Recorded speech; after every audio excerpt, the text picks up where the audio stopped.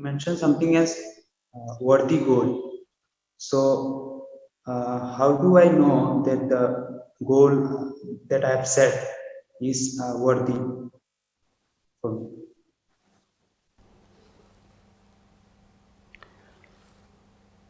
We are talking of a worthy goal for you. So, you don't just say a worthy goal, you say my worthy goal, a goal important to me. Now, the question transforms. Now, the question is not what is a worthy goal, because worth is not an objective thing, worth is not an absolute thing. Worth of a goal is dependent on who you are, because the goal is your goal, it is not a universal goal. You are setting your goal, and therefore, the worth of the goal is decided by how much it serves you.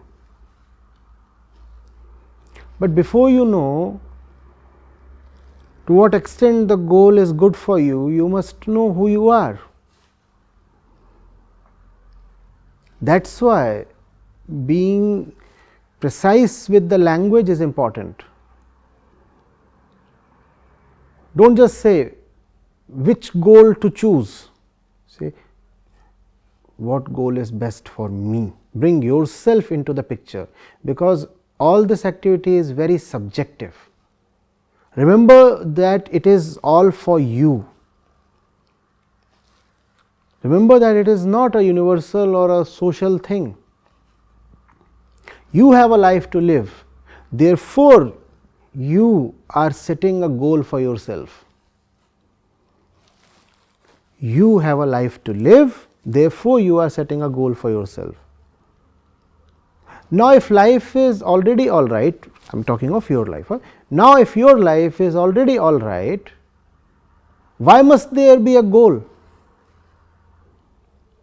A goal is needed only when something needs to be set right. A goal is an exercise in correction. So, ask yourself, what is it that I need to address and correct? What is it in me, first of all, that demands to be rectified? And that will tell you what your goal must be.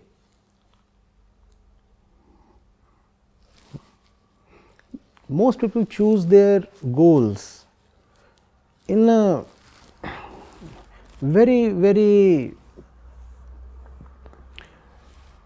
dehumanized way. We start saying, oh, it is good to pursue that career, it is great to join that institution.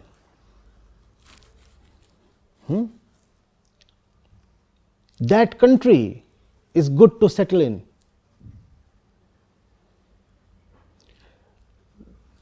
We fail to read the fine print. We fail to state the complete sentence. That country is good to settle in for whom?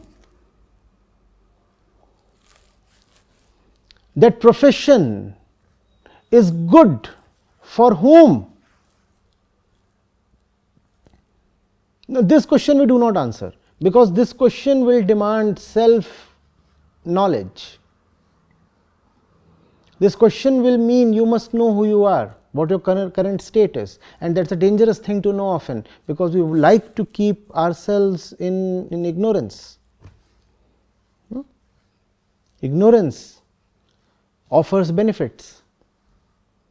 So, we deliberately do not want to know what is going on in the inner world, and also the systems that raise us hardly sensitize us to the importance of self knowledge. Both these things combined, institutional apathy and the tendency of the ego to not to want to look at itself. We just totally forget that all the drama is being played out for our sake. That the business of life is not just the business of life, it is the business of my life. Therefore, it's the first thing to ask, how is my life? How do I live? Who am I? And when you ask that question truly, you find the goals changing, the goalposts shifting.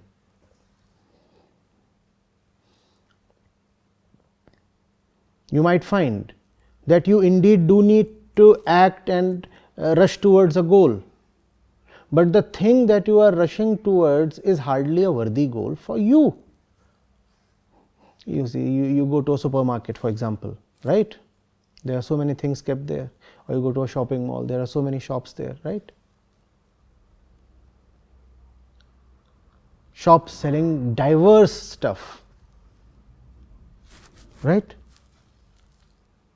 Would you just randomly walk into any shop? How do you know the direction to go to? How do you know which shop to enter? And there are so many shops. And the brands are big. The crowds are thick. How do you know which particular place must you walk towards? How do you know that?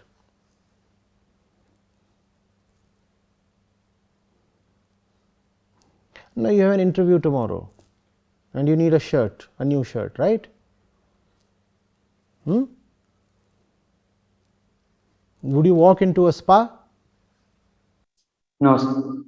Why aren't you walking into a spa? It's a very famous spa, it's a big brand.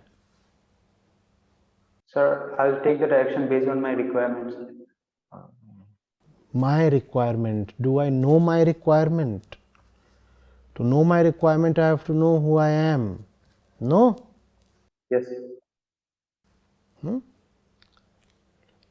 You need a headphone and you are walking into a footwear shop. All they can give to wear on the head is shoes or socks.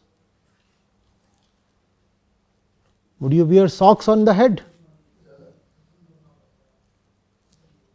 That's what happens when we don't know what our real need is and we just walk into a fashionable place. And the place is fashionable, the brand is big, and there are so many people and important, influential people, glamorous people seen hanging there. The spa has a queue in front of it, and the footwear store is all chock-a-block.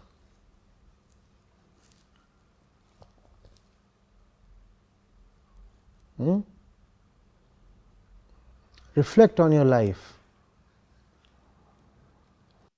Sir, I think is that suppose currently the greatest need of mine is economy. That means money is the requirement. So should I divert my career path based on my economic requirement? No, that's a very broad based and catch all kind of phrase. I need money. Everybody needs money. There is nobody who does not need money. You need money, I need money. Who does not need money? The question is, for what purpose and how much? Sir, it may so happen that currently I can get a job in a small place where I can get my earnings, but it will fulfill my requirement for a shorter duration. But should I go for doing that, or should I try to achieve my bigger goals, even though my current requirement is economy or money. See, money is not something that someone eats, right? Money cannot directly give you any benefits. You use money for some purpose, right? These are very simple and basic things, nothing complicated in it. You use money for something, correct? Now, what is it that you want to use money for? And why is that important to you? Have you reflected on this? Because earning money must have a certain purpose behind it. And if there is no purpose and money itself becomes a purpose, then the money that you get will be ill gotten and ill spent. If you have some purpose, that purpose tells you how much you need, and therefore how much you must invest yourself into that pursuit. What will you do with money? Most usually, the purpose of money is reckless consumption. India is hardly a place now where even the basic needs are not being met. At least people in your strata who are the beneficiaries of institutions of higher learning, who are well educated, who can speak more than one language, professionally qualified. These are not the people who are struggling to make their ends meet. These are not people whose priority is to somehow earn 2 square meals a day. There still are people who are ill fed and ill clothed, but that's a different section altogether. When someone in your place says, I need a lot of money, then I am a little apprehensive. What do you need it for? Surely you do not need it because you are malnourished and unclothed. Do you have a debt to repay? That's one use of money. I am studying on an education loan. I need to repay. That is one use of money. Another use of money is, I have dreams to fulfill, mine and those of others around me. There are so many people who are thinking that the day I graduate and land a lavish job, I'll buy a 4-wheeler for them. No, come on. There is difference between money and money. There is difference between need and need. Someone might need money to buy one ceiling fan. That's one kind of requirement. And somebody needs money to buy the 3rd AC at home. I own a house, and that house has one room that does not have an AC. Probably I need to earn more. So see, these are subjective things. You need to be brutally honest with yourself. You need to ask, where is my requirement coming from? We cannot operate in extremes here. As we said, money is important because we are physical beings and we do require stuff, and stuff costs money, goods and services, all. The question is to what extent this stuff is important for me, and I am not necessarily preaching minimalism here. We need to minimize all that which is unnecessary in our life. So only the unnecessary part needs to be minimal. I do concede that sometimes you need to spend a lot of money towards something that is actually quite important. You cannot minimize your expenditure, rather investment there. You cannot say, well, I am a minimalist, I will not spend even in this particular direction, even if that particular direction happens to be very important. So I am not saying as a thumb rule that one has to be frugal with everything. I am not saying that one has to lead a life in which one is spending as minimally as possible. No. In general, that is well said, that one should not spend in useless directions, but what is also true is that there are important things in life that do demand money, and then one must spend, and to spend one has to earn. But then that is the thing, you earn to spend, and if you spend, you must spend only on the right thing. You have to know what the right thing is. Do not just blindly jump into earning money. What do you need it for?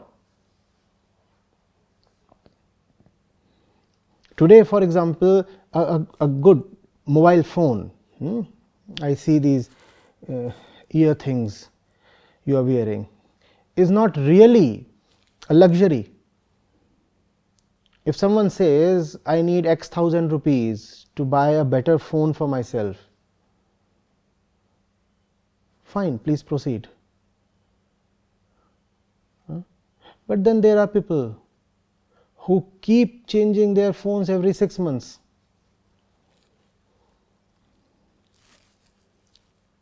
Somebody is walking around with an iPhone 13 Max Pro, whatever, plus, when that fellow has really no need for it. Equally, there might be someone who is actually needing that phone for a very, very genuine reason. Now, this thing, genuine, is subjective. You have to be very honest, and only your honesty can decide what you genuinely need. Because only your honesty can tell you where you really stand, and hence what your genuine needs are.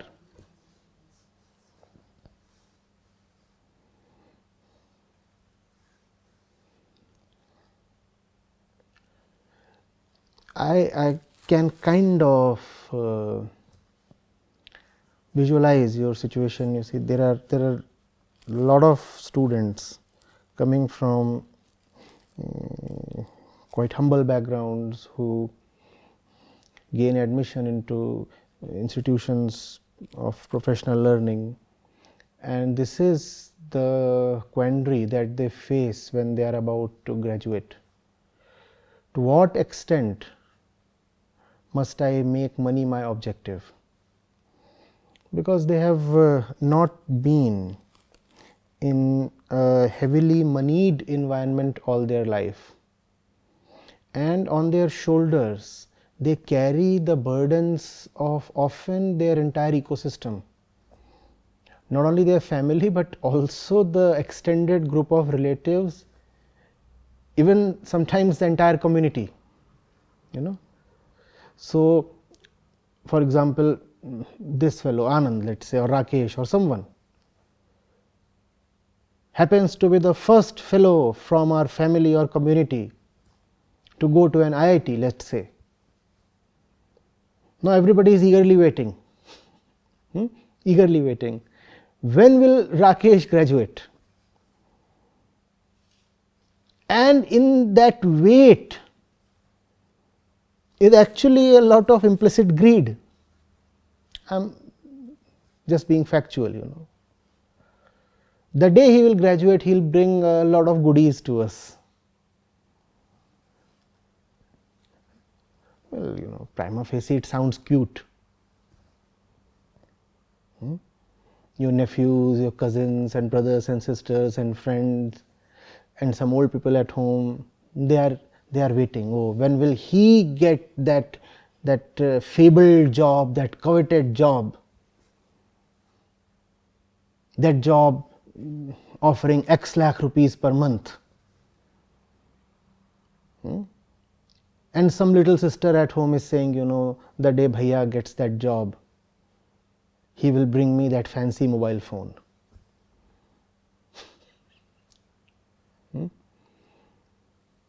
And that puts so much pressure on this young man, because he is not a fool. He too has his discretions. He too has his ideals. He knows false from truth.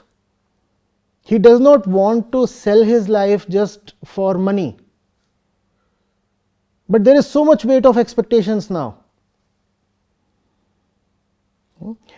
And I am not saying that one must not fulfill parents or the friends' expectations.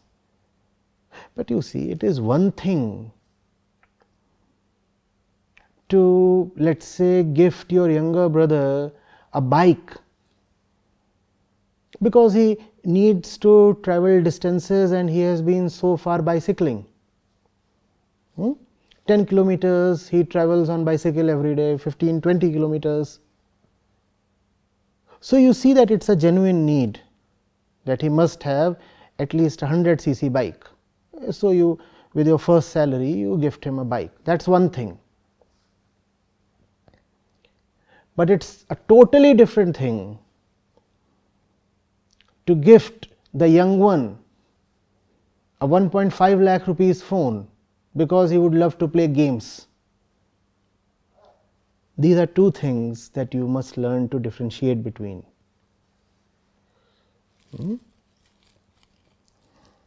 Don't become a victim to others' expectations. Equally, I do appreciate that one has debts to repay. I do appreciate that the people who have brought you up and also probably sponsored your stay and education and these things, you do have a responsibility towards them. But be discreet. On one hand, you cannot turn indifferent towards the people around you. On the other hand, you cannot just sell yourself to their expectations.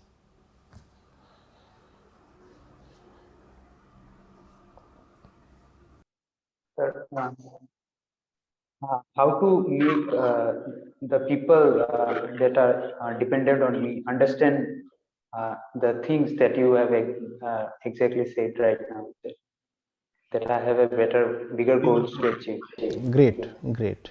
So I think I put my finger right at the Sir, yes, sir. Yes, you have got exactly. Okay. See, you need to tell them the facts. The media propaganda is such that people think that when you walk into one of these fancied institutions, somebody from the heavens just comes at the time of placement to shower you with dollars or something.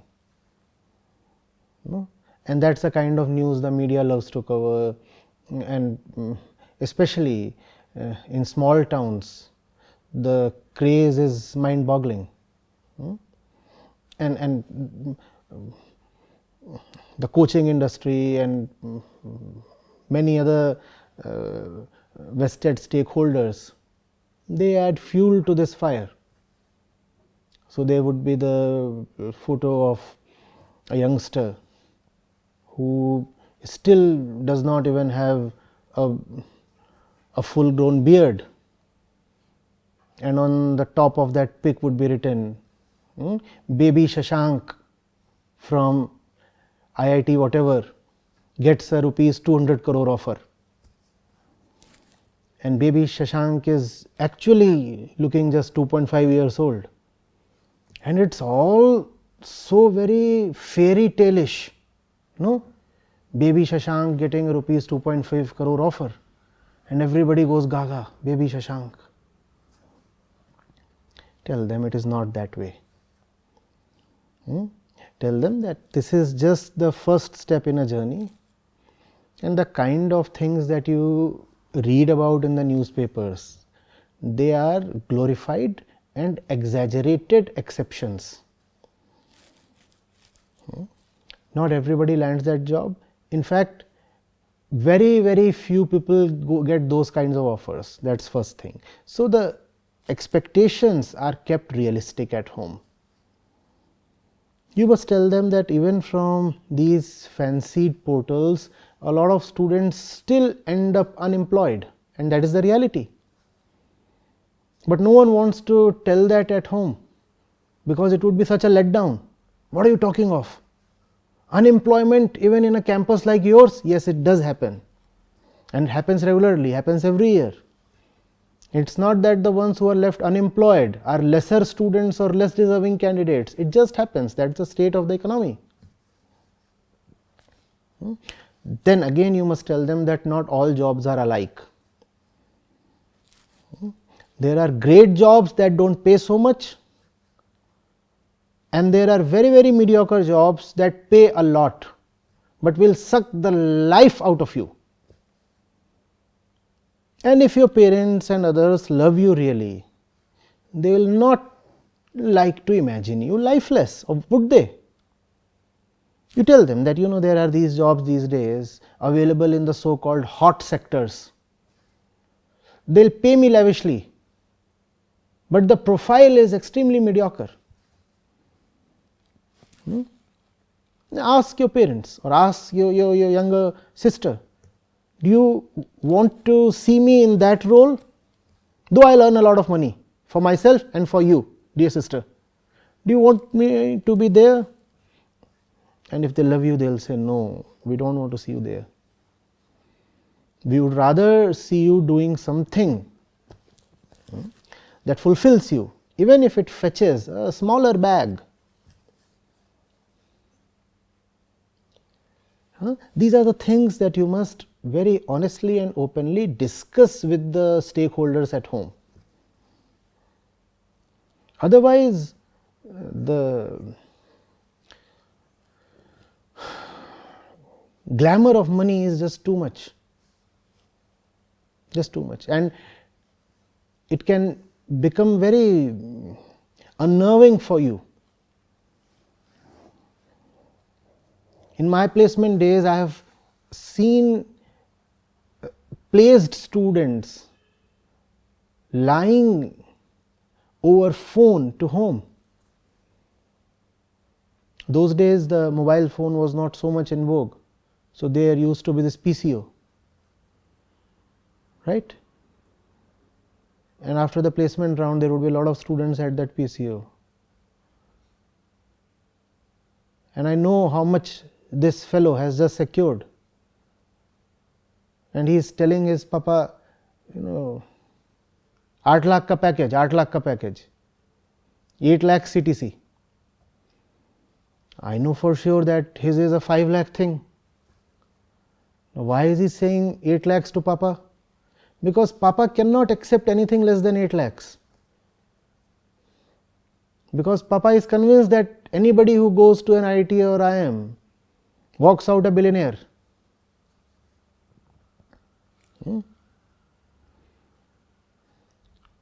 What's more, after 2 days the same fellow is talking to home, and some chacha is at the other end,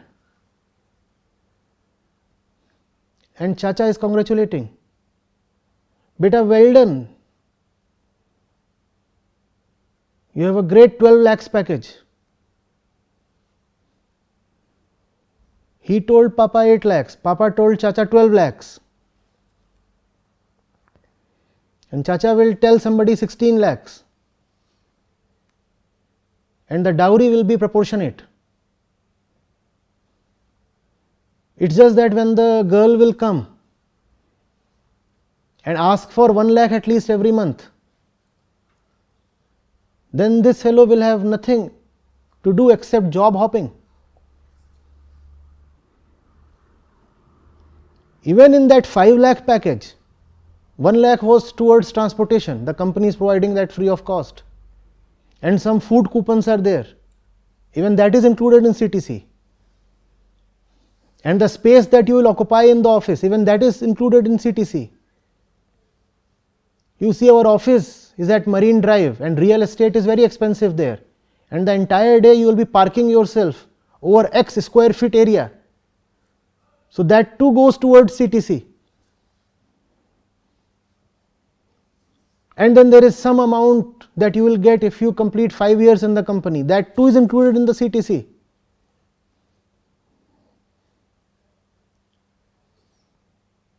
What he gets in hand is some 20-25,000 rupees. But the girl's parents have been told he is getting 2 lakh rupees. And the girl is so happy. She says, I need a private jet to even to go to the loo. Where is the private jet? I am feeling the pressure. Don't end in such miserable situations. And I am only half joking. What I am narrating is mostly real.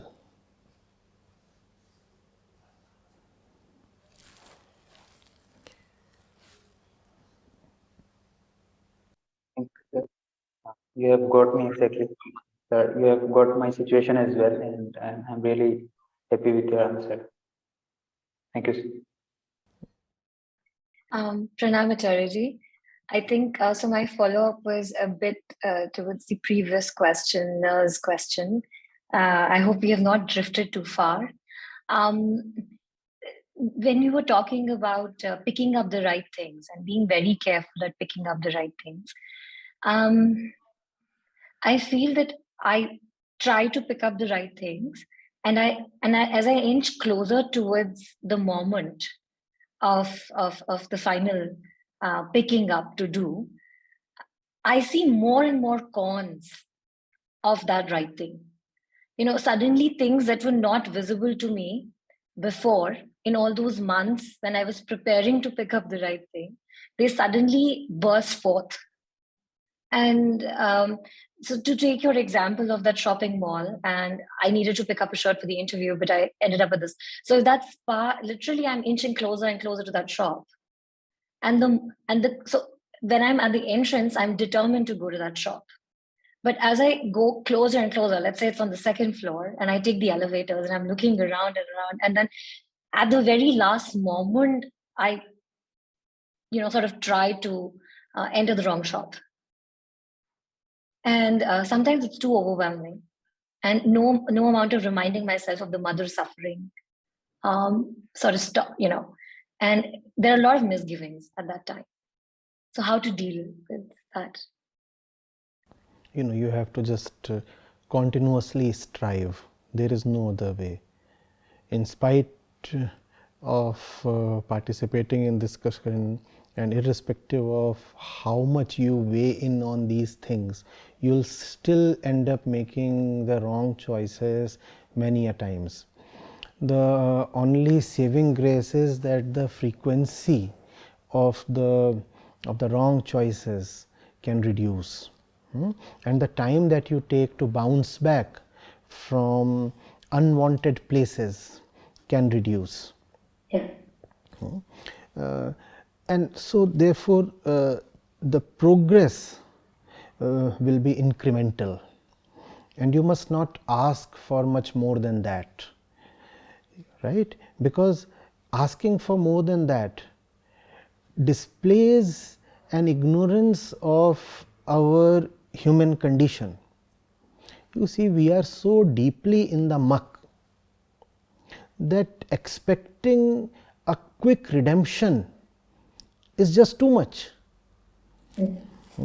A patient in the 4th stage of cancer goes to the doctor and says, "Will I be all right for the weekend carnival?" What does that tell you about this person's mind? No, he doesn't have brain cancer, but still he is speaking in such a way. What do you know about his ignorance? He does not know the depth of his disease. He does not know how severely sick he is. And therefore he is saying, "Will I be all right by the weekend?" It's already Thursday today, by the way. And the fellow wants to be all right in next 2 days. Last stage of cancer, I want to be all right in next 2 days. You do not know what it means to be born a human being. To be born a human being is to take birth with cancer. Redemption won't come easy or early. One has to give one's entire life to it, and even then any kind of ultimate or absolute success is not guaranteed. The best that you can hope for is continuous improvement. Let me be better than what I was yesterday. Last year I used to fall too easily for to these lucrative places. This year too I do fall, but not that easily. Not that easily. I am developing something hard within me. A core is taking birth within me, and that core is capable of resistance. Earlier there was no core. I used to be carried away too easily. Now there is this little something germinating within that tries to fight it out.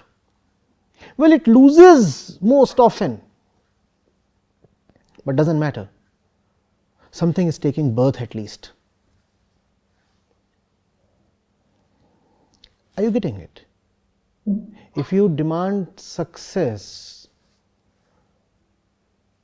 immediately, then you will be so disappointed that you will give up the mission itself,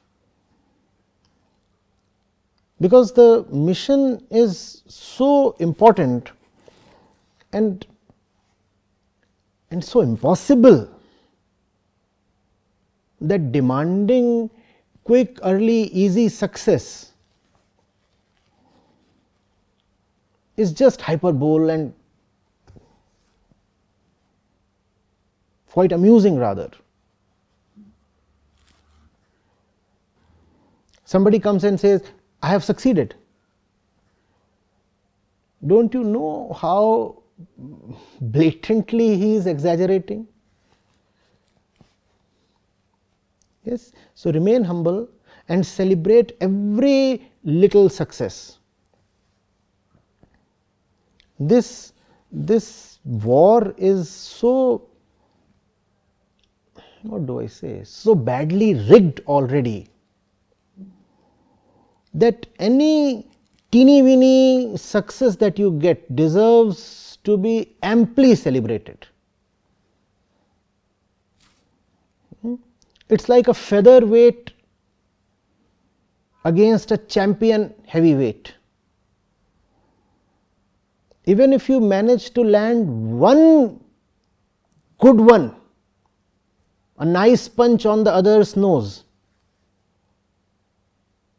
celebrate for 2 minutes at least. 2 full minutes you should dance around in the ring, because who knows whether life would give you another chance to celebrate. Remember, the one you are up against is a champion fighter and established winner. You know his name, Mr. Maya, for a change. to be fair to both the genders.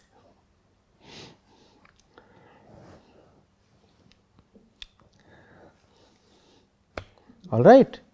So having high expectations in this battle is a recipe for disappointment.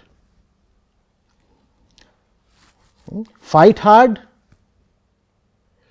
win a bit, and pat yourself. All right. And remember how the odds are stacked against you. If you forget that, then you will feel belittled. Then you will say, oh, most of the times I am just succumbing to temptations, this, that, and you will feel as if you are just a loser. But when you will remember the odds, then you will say, well, you know, I am not just a loser. I am fighting a heartful battle.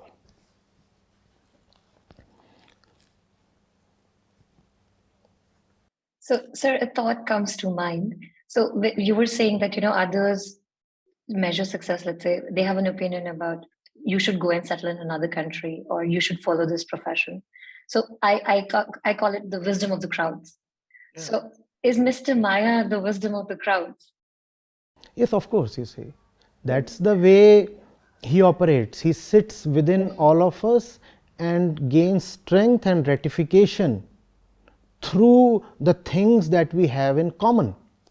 Right, right. And what is it that all of us have in common? We are afraid, we are greedy, we are jealous. That's the thing. These are the things that we share so obviously with each other. No? Our weaknesses. You see, strengths have to be individually cultivated.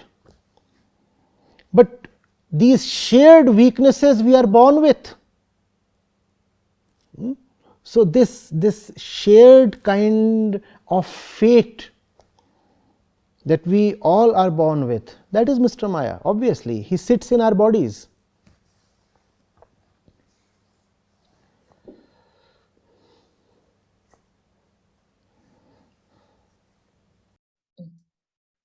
So one can take a short exit when these wisdom of crowds sort of a thing is being talked about. Obviously, and you don't even need my sanction for that. Huh?